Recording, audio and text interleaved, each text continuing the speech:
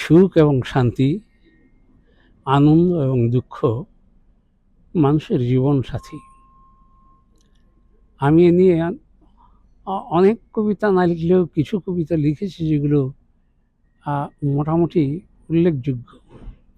তার মধ্যে আমি যদি সুখের কথা বলি তাহলে আমার কাছে মনে হয় সুখ নিতান্তই একটি পিচ্ছিল মাছের মতো গভীর সমুদ্রে জেলেদের জালের স্বপ্নে প্রতিদিন চিরদিন।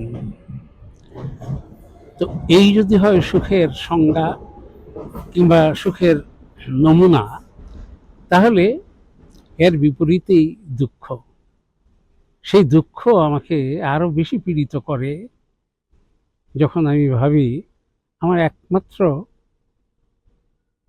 নাতি, ঠিক একমাত্র নাতি বলা যায় না, অর্থাৎ বড় ছেলের ঘরের একমাত্র নাতি অমিয়, তাকে নিয়ে একটি কবিতা, যে কবিতায় আমি ব্যক্ত করেছি আমার দুঃখ। দুঃখ মানুষের জীবনে কিভাবে হতে পারে তার একটি চমৎকার নমুনা পাওয়া যাবে এই কবিতাটিতে। এটি নাম হচ্ছে অমিয়।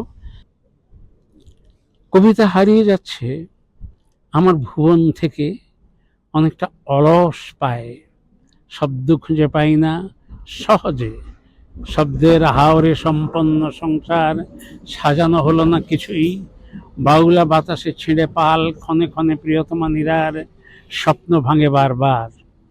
আমার কোনোই স্বপ্ন ছিল না, হয়তো কোনোদিন কেবলই সমাজতন্ত্র ভিন্ন, পাবেল, পলাশ, রাসেল, বিথি, নীরার কাঙ্ক্ষিত স্বপ্ন।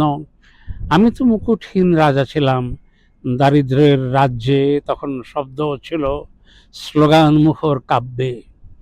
তারই মাঝে আমাদের আকাঙ্ক্ষার বাগানে এলো রাজপুত্র অমিয়।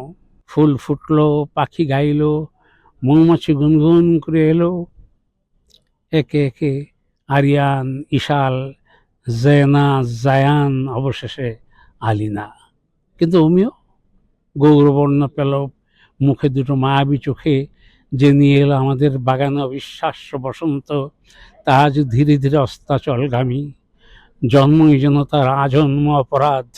আমাদের বাগান শুকিয়ে যায়, আমার সকল শব্দ লুটিয়ে যায়, হারিয়ে যায় সমাজতন্ত্রের মতো, হারিয়ে যায় আমার বাগানের যাবতীয় সুখ।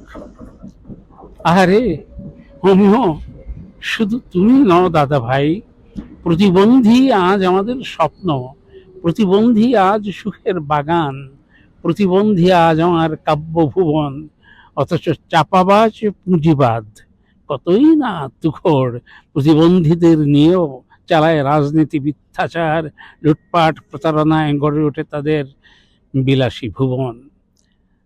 দারিদ্র্য মোচন, ডাল ভাত উন্নয়ন, ফ্লাইওভার, বিশাল রাজপথ, ডিজিটাল বাংলাদেশ সব ভুয়া। পুঁজিবাদের হয় বিশ্বায়ন, ধনীদের হয় অভিষেক, দারিদ্রের হয় বিকাশ, দুস্থের হয় লাঞ্ছনা। এই দুস্থ সময়ে আসে না শব্দরাও পরিত্যাগ করেছে আমায়।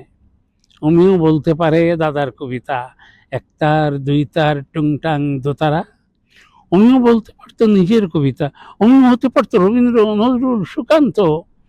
অমিও হতে পারতো ডারউইন, আইনস্টাইন, হকিং।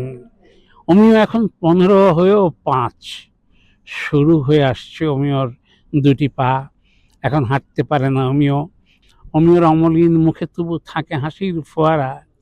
বিশ্ববাসী চায় না এমন ফোয়ারা, তাই তো প্রত্যাখ্যাত অমিয় কানাডা প্রবাসনে।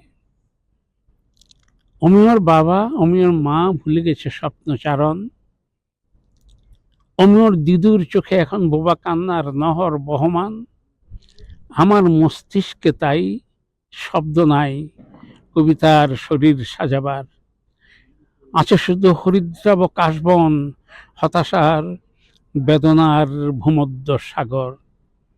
কবিতাটি রচনা করেছিলাম 2017 সালের 25শে জানুয়ারি। এই কবিতার মধ্যেই আমি আমার সকল দুঃখকে যেন একত্রিত করতে চেয়েছিলাম।